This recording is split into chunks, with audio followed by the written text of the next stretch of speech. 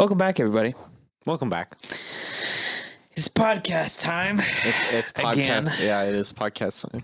You said that and it reminded me of the Muppets theme song. I don't remember how it goes, but I was thinking more of the lyrics, but because it's like it's time to put on makeup. It's time to dress up right.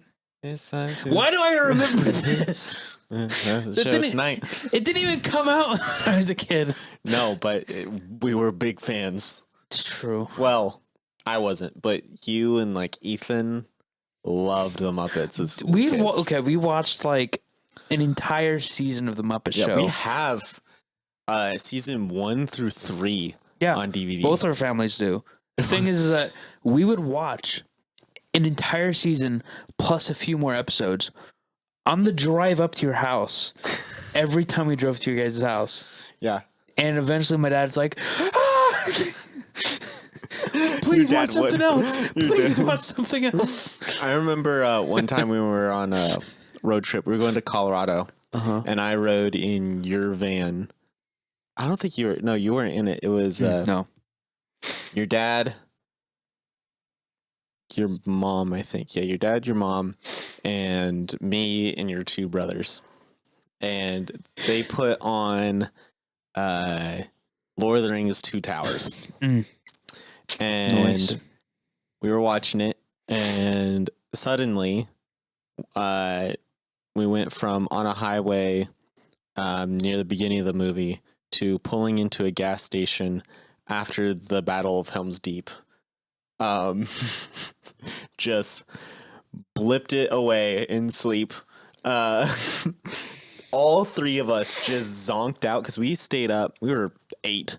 There's no sleep happening on that trip. No, we stayed up till like 3 a.m., which for 8-year-old is late. Jeez. And then we slept through like the entire movie. That trip was really fun.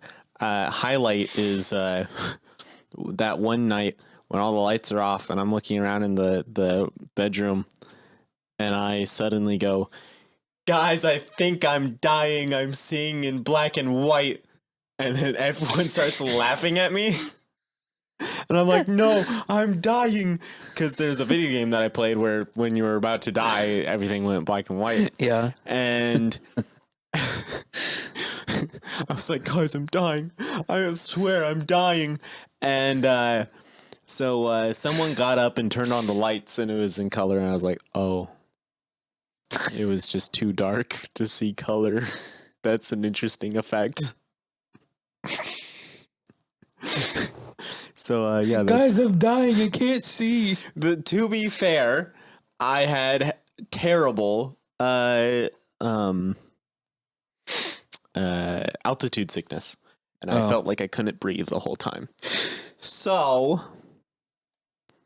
I had some reason to be scared of dying, but apparently, yeah. Apparently, when you're almost dead, you don't lose the ability to see color. I don't know that for sure, but okay. Yeah, I haven't died before. Well, I got close a few times. But I remember when I was like, it was around the same time. I think this thought process actually got spurred from that interaction. I was like, no one actually knows what it's like to die because they can't come back and tell us. And then I remembered that people can tell you what it feels like as they're dying. And then once they're dead, we don't know once after they're dead. Are you dead yet? I think he's dead. Oh, never mind. I can't see color. Write that down. Why is everything in monochrome? Why is everything in one color? Yeah. So I just want to be in the state of dying, and be conscious enough to see it all happen, and everything's like in a Mickey Mouse cartoon where we're all wearing the white gloves. I want that. Am I the only one who thought that color was invented at a certain point in time. Like there was a certain point in time when color was invented, but before then everything was black and white. Because you grew up watching a collection of different media, including black and white TV and film. Yeah. I can see where you'd get that thought from. I But think I ever had that I think thought. that stopped when I was like 4 Oh, or 5. I was like, no, that's not right. There had to have been color. But no, there was when I was really little. I was like, they didn't have color when my mom and dad were little. They didn't grow up with color. Which I'm pretty sure Wizard of Oz came out in like 1940. So there was color when my parents were growing up, just only for movies. I was just dumb. I was a dumb little baby boy. so you're like, mom is out on the ranch and everything's in black and white. Yeah. She has to wait to watch TV to get the color. They didn't have color TVs out in the ranch, but yeah. Oh. But yeah. I I had remember to go to the movies to see color. At the youth group that I went to in, I think it's like middle/high school. We had a hodgepodge of just collected weird things in the youth building, Mhm. including I believe what was a French car that was being used as a sound booth that was raised up like in the bleachers.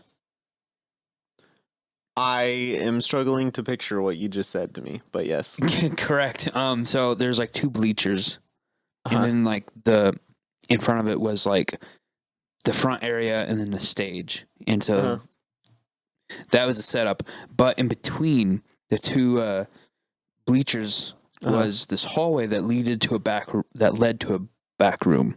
But what was also above that hall was these like iron pillars or steel beams, really, that were straight up and down, bolted into the ground, suspending a French car. Like, I think it said like Lamette or whatever, on the car. And it was just suspended there. All the interior was just ripped out of the car. The doors were ripped off the car. And a sound like control board was put into the car. What kind of madman invented that? I think it must have been the pastor's oldest son. Oh my gosh. It was actually pretty cool. That's beautiful, actually. It was a mess, but it's cool. That's some creativity right there. And then there's also like this really, really, really old like television where it had like the knobs on the actual television. Yeah. And it was like being used as like just like, I guess some kind of like, Don't tell me security camera. no, I wish that'd be cool. It was it just sitting by the bathrooms. It wasn't plugged into the wall or anything. It was just sitting there. I don't know why, but it's cool. You know, some church decor is pretty interesting. There's also a burn pit behind the building. You know, it's Kentucky. That one doesn't even surprise me at all. Like, Come out here and burn your satanic things. I'm not even joking. That was actually a thing they did. Actually, I went to a Halloween youth thing at the church that your family still goes to. This was several years back, obviously. Right. And they had a bunch of pumpkins. And they had you write down things that like held you back or frustrated you or whatever. I was going through a period of time where I thought I was pretty much perfect, so I didn't write anything down except for at the bottom, because he was like, put down like things that frustrate you and stuff. And so I turned the pumpkin upside down on its bottom, and I had a marker, and in tiny little print I wrote Eli, which is his brother. And then Eli was sitting right next to me, so I like picked it up, showed Eli. I was like, "You frustrate me." He was like, "I hate you." So, and then so they had us write down all these things, all these negative things on these pumpkins. He had some pretty lame talk about how like God redeems us or something, or takes away our pain, or I don't remember. Something pretty lame. I know that much. And something lame, something about God being awesome and whatever. no, it was just kind of like there wasn't any like depth. It was just like God's cool and makes your life better. Yeah, it's one of those things that's like, as a kid, you're not going to fully understand because it's a very like not in depth. Yeah, it's a message. It's like if you wanted to teach it right, it's like so in depth that you would just be like, what? Especially as a teenager. So, yeah, especially as a teenager, you'd just be like, huh? But so that they, right, pumpkins. So then they had us go behind the church with our pumpkins. And they had about, I don't know, 5 baseball bats. Heck yeah. And they had us smash our pumpkins. This was a bad idea because Kentucky, almost immediately, people were handing their pumpkins to their friends so that they would take the pumpkin and throw it at the person with the bat, and the person with the bat would just absolutely just obliterate this pumpkin, causing pumpkin to go everywhere, right? And then by the end of the night, I had created a cult of pumpkin smashers. So we were literally with it was like 5 or 6 people. No, it was 7 people. 5 people had the bats, and we're going around and just smashing all the last little bits of the pumpkin. Like literally like pulverizing it to like fertilize the grass. Per request of the youth pastor. Oh, okay. That makes sense. The other 2 people had taken these tiki torches out of the ground and were carrying them around. By the end of the night, we had like organized ourselves into like a conga line, and we're going around with our bats and our tiki torches and like marching around behind the church, like humming like Monty Python and the Holy Grail. Wait, what year was this? 2018. Okay, that makes more sense now. But yeah, I started a pumpkin smashing cult. Yeah, I'm pretty sure that youth pastor still remembers me, but you know, I don't even know if they have the same youth pastor now. Oh, maybe not. I'm sure he would remember you. Probably would remember. There was one time I went to your school because your brothers were going there, and I visited their school. I can't remember if I was a senior or a junior then. I think you were graduated. Oh, really? Yeah, you did not go to school with us that day. Okay. Yeah, you were. I think you were in community college. That was your like one. Oh yeah. This was the same trip, actually. Was it really? Yeah. So I go to. Oh yeah, I was graduated. So I go to. It's weird. Visit their school. It's a private school, and I'm pretty sure your mom lied and was like, "Yeah, he wants to know if he wants to, come to the school, so he wants to try it out, and he knows, Eli and Cyrus, so whatever." And the principal is like, "Yeah, that's awesome. That's cool. Bring him in." That's an excuse for you to hang out more. Literally, that's all it was. So I followed them around to all their classes. I chose which classes I wanted to go to, so I went. That's funny. But I caused chaos in that school. Oh, definitely. It's not hard. It's a small school.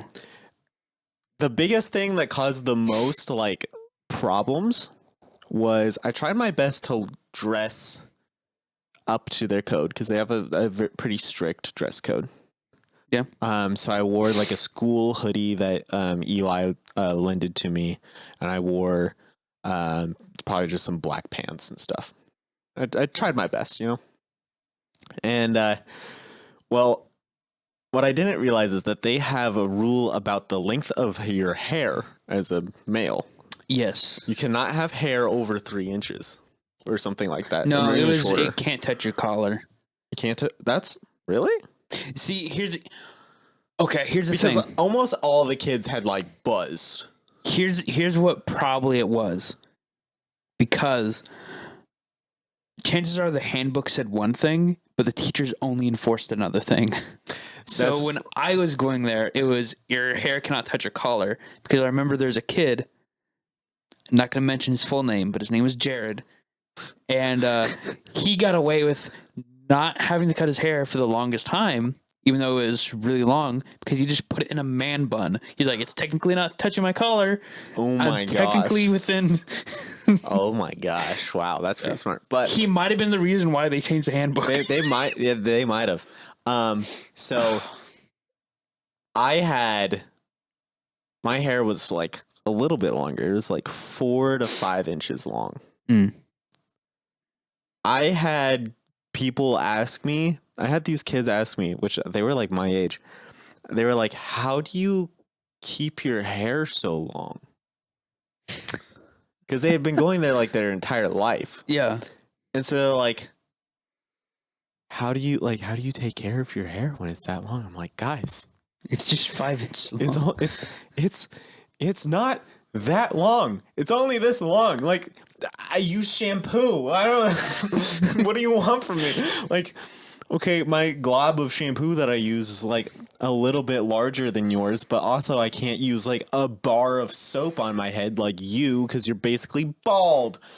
I didn't say that, but I'm telling you, there were some girls that were like wild over my hair. There's one girl in particular that like had a thing for you. Yes, she did. I'm not going to say her name, but I want to. I was in a computer class. It was an elective computer class. Mm. So I'm sitting on my computer. The kids were supposed to work on just a project that they had already started. So I was literally just like, I wonder what websites they have blocked on their Wi-Fi. So I was just like, coolmathgames.com. Hey, I have this blocked. That's funny. Yeah, so that kind of stuff. I wasn't that much of a rebel. It's funny. And so I'm like looking up stuff and just messing around. And all of a sudden, I feel nails on my scalp. And someone's scratching my head and playing with my hair. And I'm like, hot, that's funny, Eli. Because I thought it was like Eli or Cyrus. Right. Okay. I didn't say that. I almost did. I was very close. But then I was like, I'm pretty sure Eli's nails are clipped. These nails feel long. And when I made this discovery of like, what's going on exactly, I hear in a girl's voice, she grabbed my hair, pulled it up, and went, "How long is it?" And I was like, "What? What? What kind of question is that? Who's touching my hair? I was like, I don't know, like 4 or 5 inches." And she was like, "Whoa." And then she gave me her number. And then I talked to her and I was like, "Yeah, I'm Cyrus's uncle." And she was like, "What the frick?" And I was like, "I'm actually younger than Cyrus." And she was like, "What the frick?" Dude, having that conversation with anyone is always it's amazing. Peak but this is over text. So she was like, "What?" And then I was like, "Oh, I'm staying at Eli and Cyrus's house." And she was like, "Oh, why?" And I was like, "Oh, because I live in Missouri." And she's like, "What?" Yep. And I was like, "Yeah, I live in Missouri." And she's like, "So you're not going to come to the school?" And I'm like, "No, I live in Missouri." She's like, "How far away is Missouri?" I'm like, "I live like 10 hours away." And she was like, "Oh." And then she didn't talk to me again. I think that we had like 1 or 2 other conversations. Funny. Definitely about her art. which it was just eyeballs. What's with teenage girls and drawing eyeballs? It's been a thing for like a generation now. Teenage girls drawing eyeballs. I don't know, and I don't know if I want to know. I mean, it's fun to draw, but like, it's a thing. It's definitely a thing. Like I'll ask them like, or someone, some girl will be like, "Hey, do you want to see like some of my drawings?" I'm like, "Absolutely, definitely." And did the Illuminati first one is always an eyeball. Did the Illuminati hack the women's brains? Maybe is that why they've been acting weird? They've been brainwashed, I think. The Illuminati has hacked our women, and that's why they've been acting weird.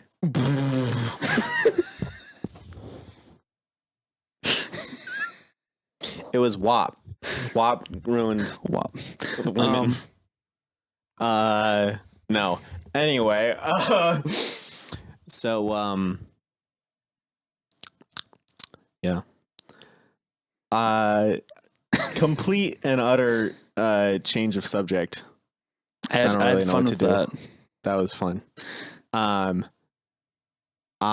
We have been talking about this product for since Christmas now. We were driving home from Christmas, and we sat and designed this product for like 2 hours.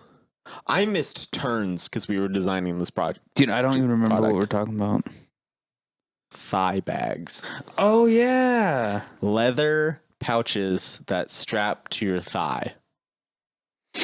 Yep. I still want one.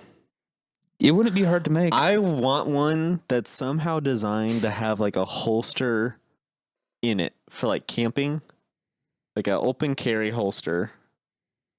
I don't know if it'd be like between the bag and the leg, or like somehow integrated somehow. But I think that'd be really cool. It's not a bad idea, but it may be just as easy to like have a thigh holster here and then have the thigh bag on the other side. Yeah. So it weighs it out. Yeah. Then on the thigh bag, you can have a compartment for your flashlight and a spare magazine. Yeah. So our ideas for this, which don't steal our ideas, was basically to have a utility pack. So a pack that's literally designed to hold an everyday carry.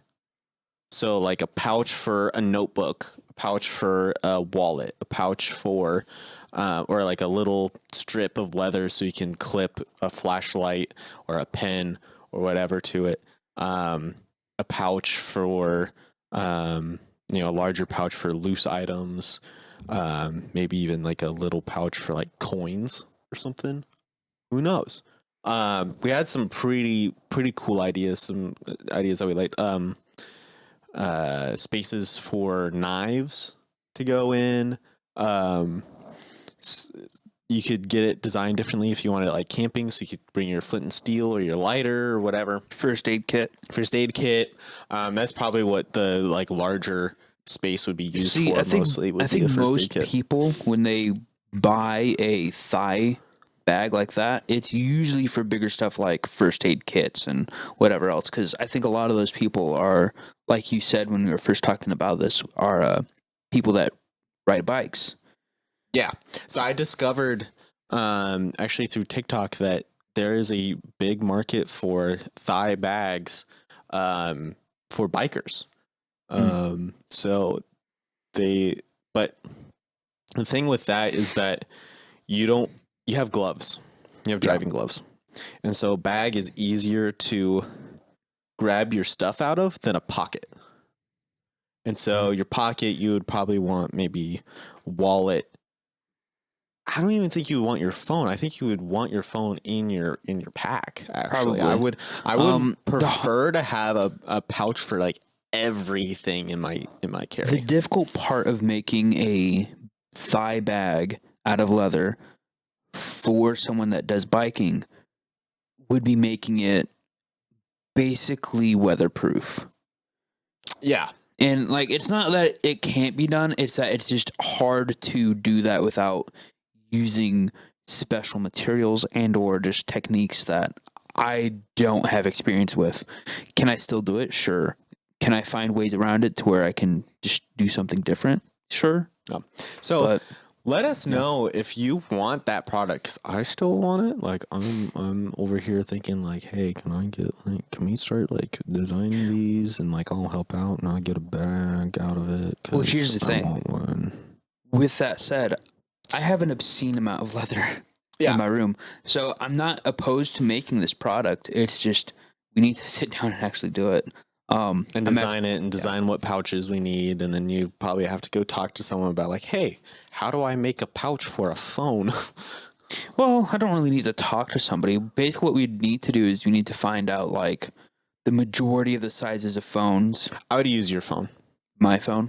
Because it's about the average size of a Samsung phone, and you have a big case on it, which a lot of the utilitarian people like yourself use, and those same pouches are going to, because it's leather, they're gonna fit smaller things decently well. Yeah, I could see that. Yeah, so I've already played with the idea in my head a little bit. There's a few things that I need to work out. There's a lot of like geometry that it's one thing to draw like lines on a page.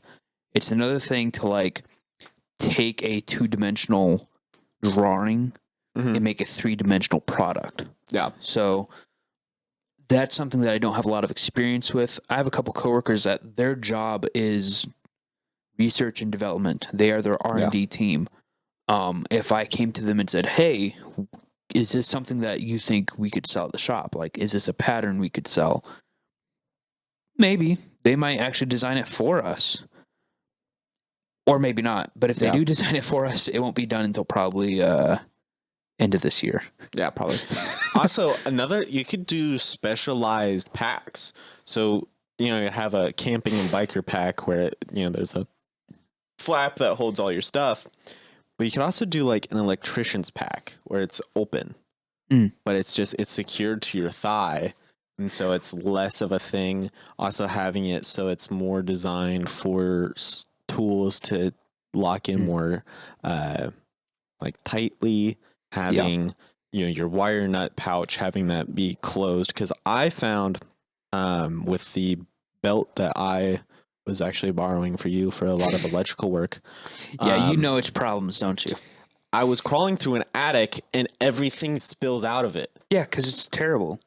And it's all electrician packs are like that, pretty much. Well, it's really one of those bags that's designed for like any job construction kind of thing. Because it has like a hammer holder thing. There are specific electrician gear that's made.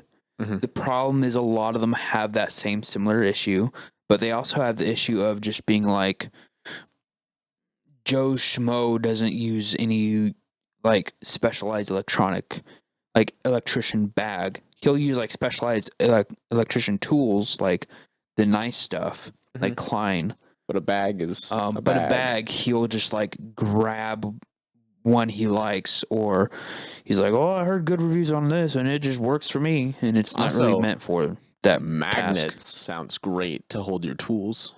It does, but magnets and electricity may not be a good mix. I don't know for sure, but the only thing is it could mess up electronics, but that stuff isn't really that sensitive, so I actually wouldn't worry about it. Like you can well, rub that's a not what I'm magnet thinking on your is like, phone and it's fine pretty much. Would a magnet draw electricity to it? No. Because there are such things as electromagnets. Yeah. I don't think regular metal magnets do anything. I don't think it would be a danger. It may not be. I don't know. Like people use power tools that have like and magnets it'd be like coated in leather. Like it had leather on every side of it. Or most sides of it, so like even if you did electrocute yourself, it wouldn't get to it, and then even then it wouldn't be grounded. I don't think it would be a problem. Anyway, I don't know. I just let us know if you want that product. I think that'd be cool if we could start selling leather products, get your business up and going. I think that'd be cool. I want that. I want one of those bags. See, the problem with making the way. Actually, I'm gonna let you finish. I'm sorry. The way I make my leather goods is I hand stitch everything. And so I look for any way I can reduce the amount of stitches I have to make. I look for simpler ways of doing things. Mostly what I do is like stuff people use every day. Yeah, wallets. I actually really enjoy making valet trays, which if you know what that is, it's a key holder. Essentially, yeah. So like I have mine always by my on my nightstand, and I always put my phone, well, not really my phone, but my wallet, keys, pocket knife, and any other thing that I just keep in my pockets. Chapstick, whatever. Yeah. It's all in that tray. And then if I am going somewhere like on a trip, I will take that valet tray, and because it's held together on the corners by a set of snaps, I unsnap the snaps, just place it on top of my luggage with my clothes, and it goes with me. Yeah. The big thing with that bag product, the main innovation was the back of the bag would have multiple different styles of anchor points so that you can carry the bag how you want. Okay, if you got like one of those plate carrier vests and you want to strap this bag to your chest, I want it to be able to do that. Probably like an extra, like you have to get some extra hardware. But the main thing would be like you can strap it to your thigh, or you can put it across your chest with a strap. What you're wanting now is molly webbing. And that's something that can be done, but as far as leather working goes,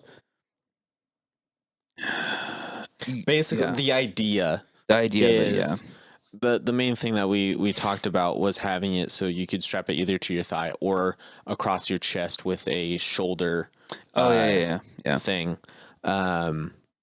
kind of like those fanny packs that people wear nowadays. So that was like the main innovation. I think that's really cool to have a bag that's just.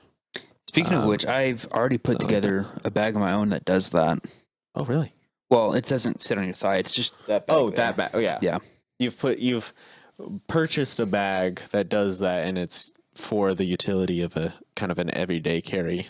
Yeah, it's bag. It doesn't go on your thigh, but it was designed by, I believe, police and ex-military, and the idea of the bag is it's supposed to be just a great piece of equipment for if you're off duty. You have everything you need. You have like enough space for trauma kit, firearm if you need it, spare mags. Heck, there's even a website that makes armor inserts for that bag. Yeah. And it's like, it does everything. It's not that expensive. Yeah. And it's a nice bag. Yeah, it's actually really nice. It's waterproof too, isn't it? I believe it's water resistant. It's not submersible, but it's rainproof for sure. Yeah, you should be fine in the rain. It's very discreet. You can get it in like a tactical camo look, or you can get it in a matte color. It's just right over there. It looks good. It looks like a regular just bag. Yeah, and it's comfortable enough. Looks pretty good. I feel like it could use like an anchor point.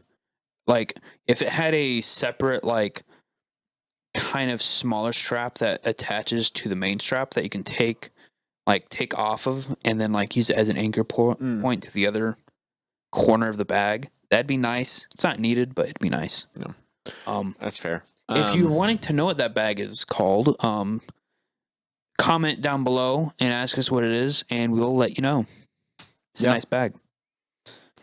So I have a story. All right. This is actually a story that happened today. It's I was working on electrical stuff today. Because I've been doing that a lot for some friends, which I am really considering becoming an electrician. Because I learned that they can, like, just an electrician apprentice here in Missouri can make up to like $30,000 a year, which is more than I make now. If you And then once you get through your apprenticeship, you can make up to $75K a year. if you have a good boss that's willing to teach you and put you through that, and so long as you are okay with that job, go for it. What's actually very lucky is I know the guy. My parents know the guy who owns the Springfield, Missouri branch of Mr. Electric. Oh, yeah, I passed that building. At least I'm pretty sure that's the story. That's what my hair. What the frick is my hair doing? That's what I've been told.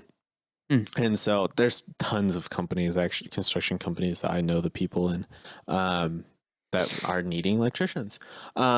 So I might do that. Anyway, I was doing electrical work in a house, and I was crawling through a very tight section of the attic, and I was crawling through, right, and I was on my back,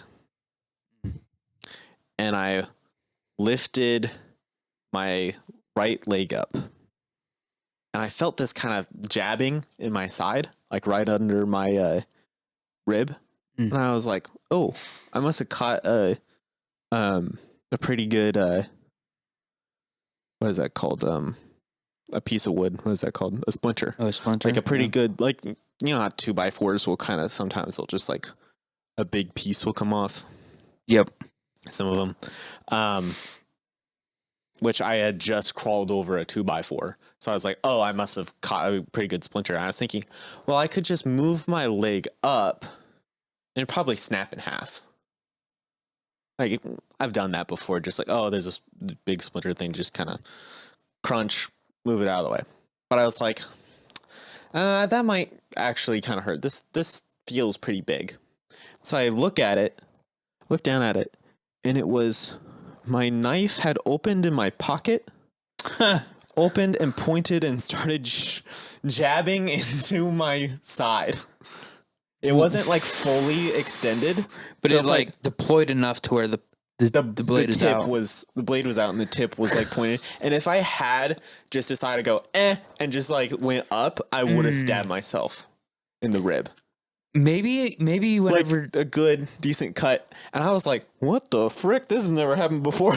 Like, that knife is really good. It's a Benchmade. It's never opened on accident, except for the one time I accidentally washed it in a washing machine. But that is not. You're not supposed to do that. You're not supposed to wash your knives that way.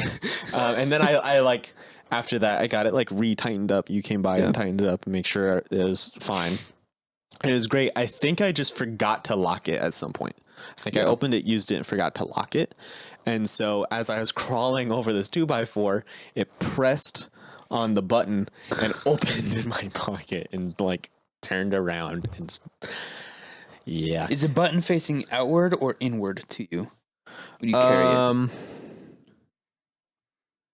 It's facing towards my leg. Okay. So yeah, that's, I think. The way those work, the button is usually recessed into the handle, so it's less likely to deploy. And it has a lock on it. It has a lock on it. Even if you don't have the lock on, the chances of it deploying in your pocket are slim. This is why it deployed. I literally rested on it. Exactly. I put all of at least that leg's weight onto it.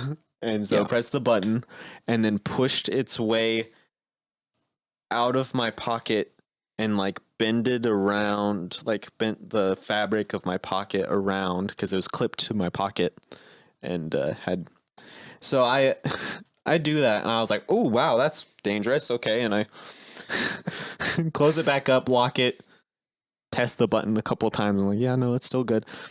Threw it in my electrician's pack instead of my pocket. And then I did the work in the attic. I go out of the attic, and it's my friends. I was just wiring up some. They had 2 gang boxes, so it was 2 outlets. So I was just pre-wiring the outlets before I put them into the boxes. I had to do a couple of those, so I was doing that on the dining room table. I was talking to my friends, and I was like, "Ooh, you guys want to hear a story?" And they're like, yeah. And so they like all like come in, like most of them like gather around. I'm telling the story as I'm working on this, like a grandpa whittling and telling them the story. And I tell them the story that I just told. I was like, yeah, I almost stabbed myself. And all of them, most of them are girls.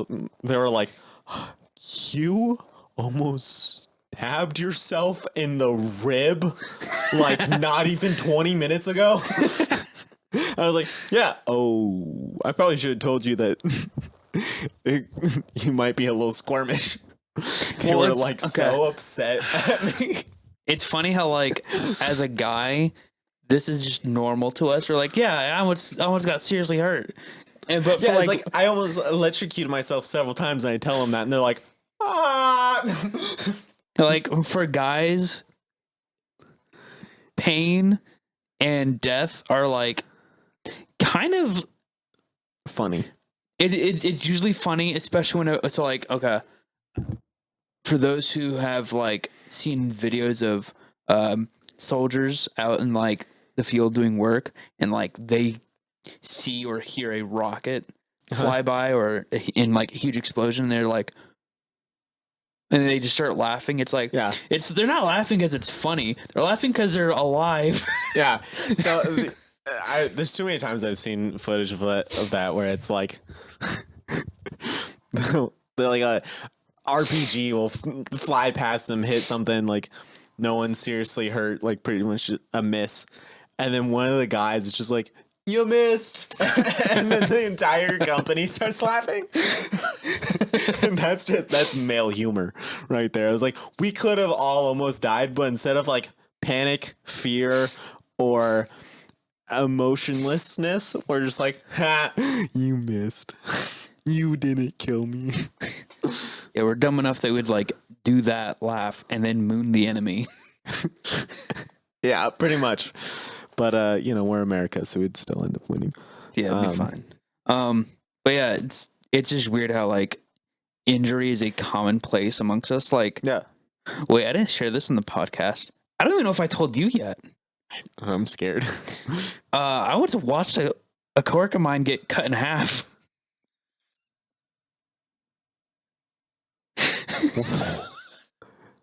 Context. Okay, so story time.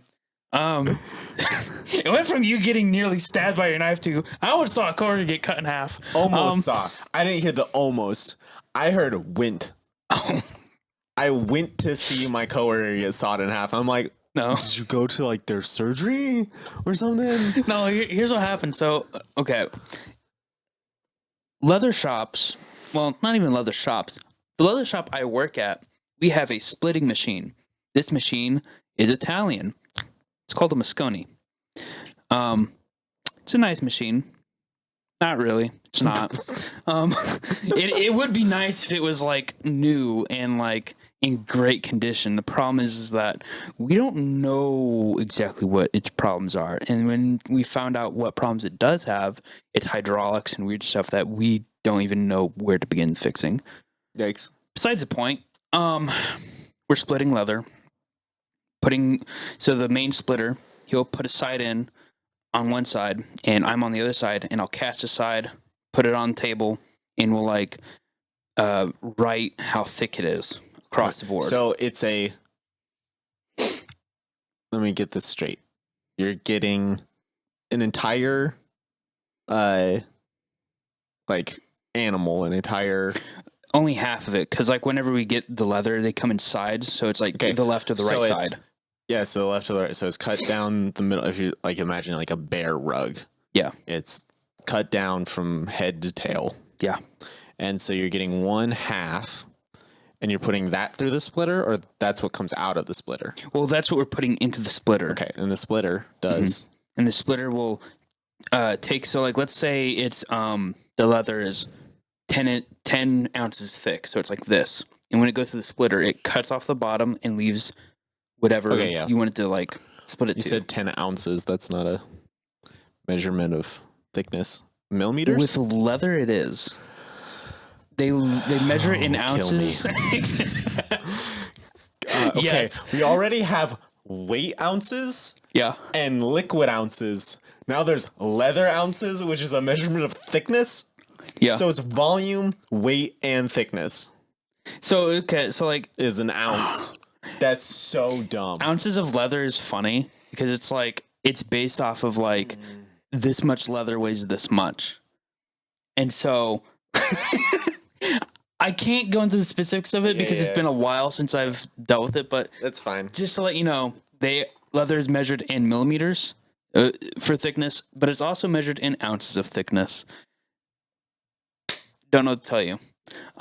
Continue. With that said, we're splitting leather. This is going fine, doing great, and we're having trouble splitting one of the pieces of leather down like thin enough. And the guy's like, I don't know, I'm gonna try to moving the blade in a different position.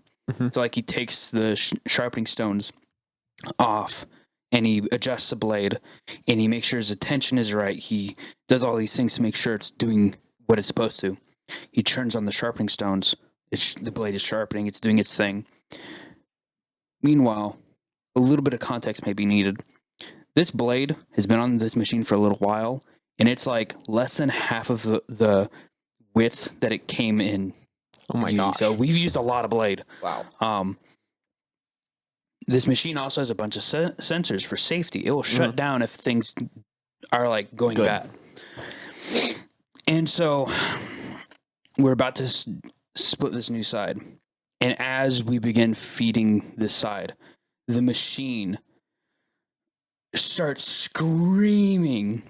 And I just see sparks and flames spitting from like where the grinding stones are. And the guy splitting rushes over and like starts like spinning the wheel as fast as he can to like get the pressure off the stones. And at this point, I just see like flames and sparks and smoke everywhere, and I'm just like, ah! Yeah. And whenever it all stops, my coworker's like, I almost died there. And I'm like, what happened? And he's like, I almost got cut in half. And I'm like, excuse me, what? You almost got cut in half? It's like, yeah.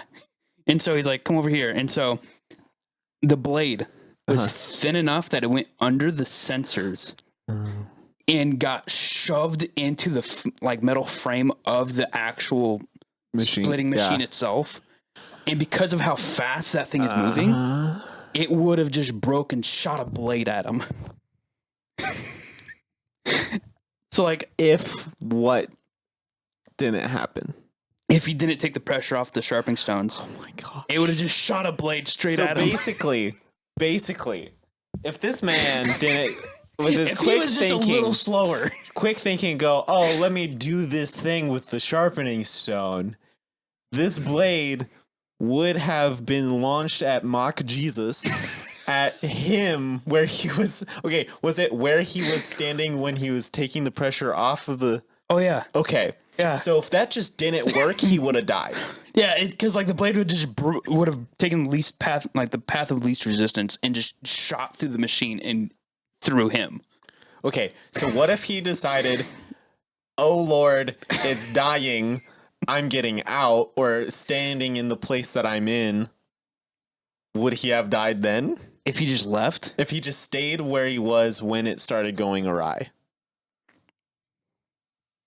So he's pushing the leather through. It starts going bad. He stays put. Is the blade going towards him?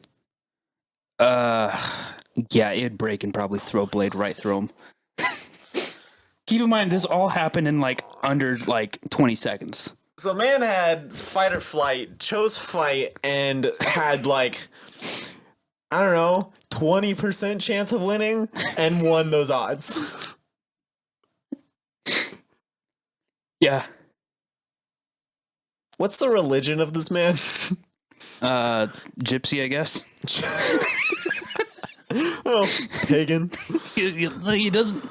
Oh man, he doesn't know Jesus, but I'm hoping agnostic. someday he does. That would be probably. So yeah. Well, he should probably start believing in Jesus because I think he saved him. My goodness, I pray for him pretty much daily. Yeah. You see, okay. See, that's Pain funny. Him almost dying is a weekly occurrence, though. But that particular instance was special. That doesn't happen. That's because usually he has a problem of almost falling into the splitter, which would be a different problem. Like he'd lose his hands at best, or just die. not turn into what's his Darth Maul. Yeah, he almost got turned into Darth Maul when he was from the machine. But yeah, it was crazy. How'd you lose your legs? Or are you a veteran? Did you lose your legs in the war? Oh no, it was a leather shop accident. Yeah, leatherworking's dangerous. Here's the thing: they're trying to convince me to be his replacement in splitting leather, and I'm like, as much as I like this job, I also don't like the idea of like nearly dying to questionable machinery. Yeah, I don't know. It's just I don't like that. So yeah, that's upsetting. Yeah. Jeez. I did not know that leatherworking was as dangerous as it was until I started working at this shop. It can be super dangerous. It's usually not, though. Like, I'm fine with working in like construction or working in, with electrical or something like that. Like, yeah, those things can be dangerous, but it's usually like you have to do something pretty wrong. It's usually about like your brain. Yeah. Like you have to be like breaking rules or doing something. You weren't paying attention and a mistake happened. Yeah. But with like machines, especially working in like a factory or something like that where you're working with machinery where it's just like, oh, this thing just wasn't designed to be very helpful with humans, but humans have to interact with it. That's what I don't like. The machine we had before this Italian machine was a German machine, and we called it the Turner because it was called Turner.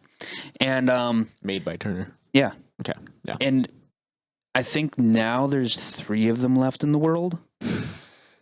Yeah, just 3 of them left in the world to my knowledge. Yeah, they're all built in what, 1947? Probably. Like they're old machines. And so like if you needed a spare part for this machine today, there's like a guy in the US that has a warehouse of spare parts and they're diminishing quickly. Not to mention the guy also had cancer and may or may not be dead already. And so like getting spare parts for this Turner machine it had to be a custom part and it'd be expensive. But on the upside, the machine never tried to saw you in half. It did have a fit every now and then and it'd catch on fire, but that's okay because we just put out the fire. Is this stuff going on in the shop building? Yeah. They have a warehouse. This stuff could be done in the warehouse. Yeah, it could be, but it's not. What's the point in having like on-demand splitting services if it's not in the building? It's okay. It's just a minor fire. We'll put it out. Burning down the freaking building. That's a strip mall. It's in a strip mall. You take out multiple businesses. Possibly. That's what firewalls are for. Not to mention breathing in corundum, which was a problem for me. It's corundum. It's what the grindstone is made out of, and it is it's a mineral, I think. Yeah, a metal thing. It would be. Yeah, I found out that breathing that stuff in will kill you. Oh yeah. we had to get a filter for that because I was bleeding daily. Oh gee. From just breathing it in. Yeah, most things being inhaled other than oxygen are not great. Yeah, corundum is not good to inhale. I wasn't doing it on purpose, I swear. It's just when you're sharpening a blade, that stuff just gets kicked up in the air. You can't avoid it. It's just a blade being just sharpened somewhere. Yeah, so you just have like Naruto running just getting up right next to Sparks. But yeah, that's working leather shop. That sounds like fun. I don't know if I should ask for hazard pay or not. I probably should. Probably won't get it. Probably won't get it. But yeah, you probably should be paid more. Consider this a resume for whatever job I get next. I know how to interact with deadly objects. And that is do nothing because I'm not paid enough to do it. My goodness. No, I love my job, but there's times in which I scratch my head. I'm like, wait, why are we doing this? Oh, I understand. Continue. Yeah. Like, this is super dangerous. They're like, and it's like, and I love it.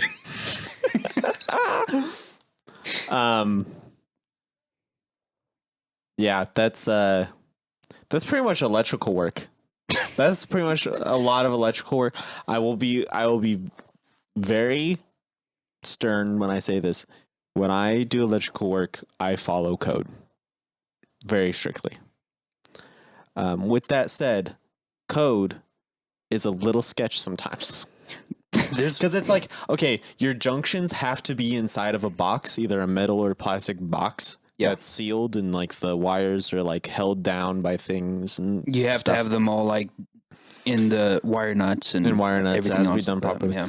But then it's like if you disconnect a circuit from a house, so you're in a house that's already built, you disconnect this old circuit that you just don't need anymore. Mm-hmm. You cut one line off, right? You turn off the breaker, whatever. Cut one line from like the outlet, right? And then you trace that line through the attic and the wall and the ceiling of the basement or whatever. You find out where it kind of comes from, and you disconnect it there. But in that process, you have like past, because a lot of these wires, they're like, they go through holes like in pairs of 3, right? Yeah. Pairs of 3. That's not in 3s. Yeah. And so it's like you kind of have to like hope that you're getting the right wire. Like you're like, okay, it's the one, it's on the left, and then you go downstairs and you're like, yeah, it's this one. Hopefully I remember this correctly and I'm not doing something dumb. You snip that end and then you're like, well, code says I can just kind of either pull this out or just put electrical tape on it and throw it up in a wall somewhere. Technically, yeah, you could do that. But it's also like, I'm not entirely sure I know where this wire goes. But it doesn't have power on it, and all my breakers are back on. It doesn't have power, and all the switches are on. And it still doesn't have power. I don't know where this wire goes. Electrical work is very fiddly sometimes, and you're just especially like... Especially in a finished house. If the house was just studs... Yeah, that's a different story because you can actually studs see and everything. siding. I could see, and I'd actually pull the wires out and all this stuff. When you're working in a house that's finished, it's like, yeah, I'm pretty sure this is where this goes because that's what my handy dandy electrical tester says. It's nerve-wracking whenever it's like, poke a hole there. Poke a hole in this drywall. We're gonna fish some wire through. I'm like, ah! So you know how like, as a kid, you're taught like, hey, be careful when you're, nailing in like a picture frame or something, putting nails in the wall or cutting through drywall. Be really careful with it. Electricians are just like, yeah, this is our job to fix this. Sawing through drywall with a saw. It's like, yeah, I could hit a wire, but also I'm the electrician. That's kind of what I fix. And so you just do it. Maybe you get electrocuted. Hopefully the breakers work. Actually, today we had they were ripping down a wall, an interior wall, and there's wires running in this wall. And the guy was trying to unstaple the wire from 2x4 from a stud. Okay, not easy, but with live power on it. So he jams I think it was a hammer, which you don't do. You use a screwdriver. Yeah. More even pressure. Takes a hammer, puts one of the like forks things in it, tries to pull it out, crimps the wire, busts through it, shorts the circuit, pow. Yep. Let me guess, there's a mark on that hammer now. Most likely, yes. There's probably some carbon dust on that hammer. Well, I know that like if there's enough power going through it, which it doesn't take much, you will just straight up melt the tool. like instantly goes. Yeah. If the breaker doesn't shut off immediately, which usually with outlet circuits, which this was, it's really fast to trip. But if it's like I don't know, like a 40 amp circuit, it might take a little while for a short to actually trip the breaker. So he was doing that, and he's not an electrician, and his wife was there, and that happens, and he's like, "Oh, hey, wow, that's wasn't expecting that," and his wife was like, "What did you do?" And I was just, the electrician in the room. I was like, "Oh, thank God for rubber handles, huh?" Meanwhile, his kids turn and look at me like, "Our dad almost died. I'm gonna kill you for that." They were not happy. It's nothing you could have done. It's just no. It's immediately going into joke mode as my family does. Oh yeah, and I forgot that our family's weird about that. Yeah, immediately, narrowly avoided tragedy. Immediately funny, dude. It's tragedy. Give it a day. It's funny. That is true. There's been some bad things I can't talk. There has been bad things that have happened, and it doesn't take long for our family to just be like, well, such and such. Yeah. It's like, well, you're like, that's a very dark joke. Yeah. That happened not even a week ago. Yeah. There's we might need some family counseling. I could go into like a specific joke that I may or may not have made. But it's pretty dark and pretty personal, so I'm not gonna fair enough. Go into it, but or dark joke people. And so we anyway, I made that joke, and his daughters were upset they weren't upset for long, but they were like, "What's wrong with you?"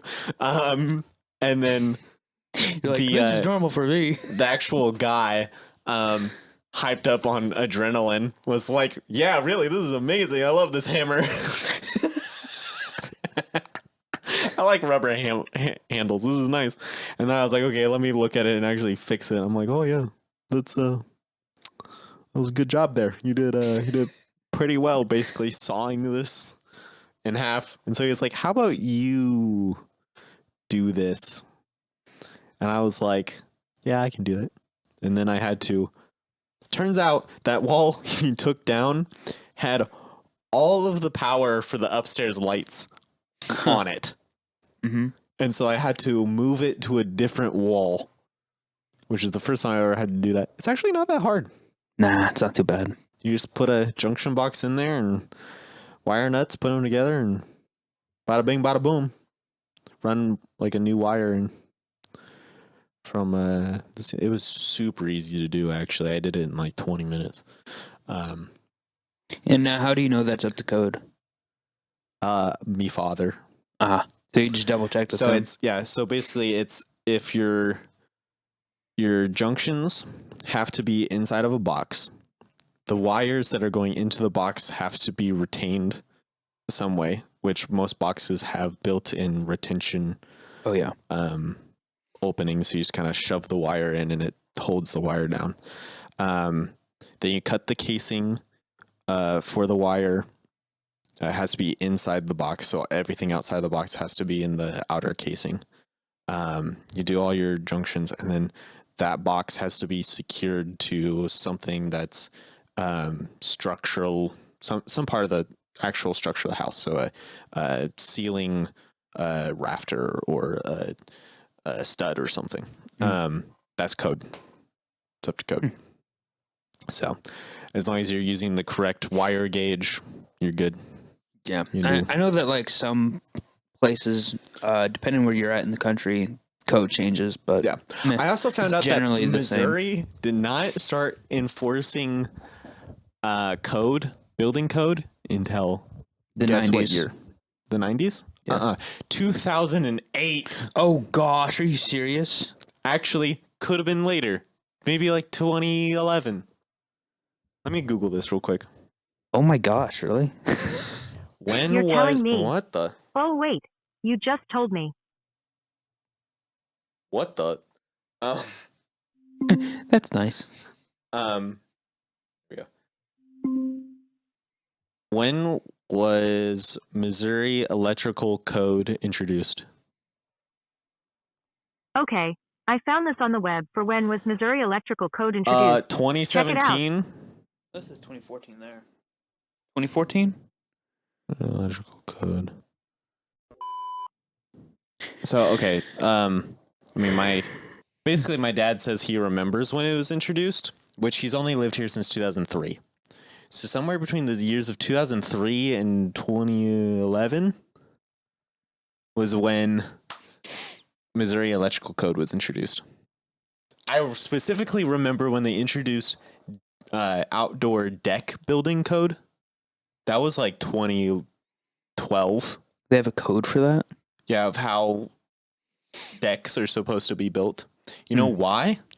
I don't know. Some kids were out playing on their outdoor porch that was coming off of the second level, kind of a lot like our thing, and it fell, and the kids got at least seriously injured. And so Missouri legislature was like, let's make building code for those. Because no duh. It's a part of a house. Why wasn't there code for it? Well, like I just, in my precious little mind, I'd like to believe that people have at least enough common sense to like have a stable, like anything you build. Also, the company that built that specific porch got sued to oblivion. I could imagine. So, yeah.